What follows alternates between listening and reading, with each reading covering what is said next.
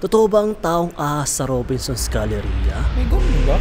Tingnan natin to, no? Bali-balita noon ng babaeng ahas sa Robinson's Galleria. Ito daw ay nag-aantay sa mga dressing room. Kaya ngayon, andito kami sa Robinson's Galleria para malaman ng totoo. Kuya! Totoo ba na daw dito, kuya? Yung babaeng ahas daw. Ay, yun yung mga sabi-sabi nila dati eh. Ultimo mga empleyado nila, alam mong bali-balita. Niwala ba ko na dito yung babaeng ahas? Sabi nila, nasa ano daw yun? Painting room ng mga girls. Ayun! Mga girls.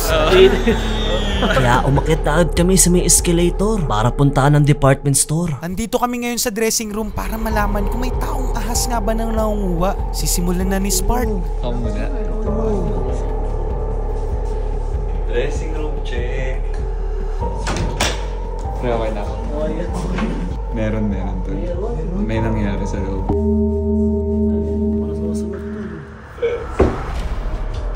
Wala mo ano dito. Maganda.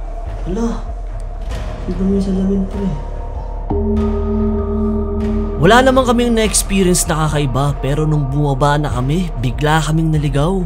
Galleria basement to. Hanggang sa nakakita kami ng kwarto na kakaiba. Pre, parang dito ata, tol. Tingnan mo yung butas, pre. At nung sumilip kami sa butas,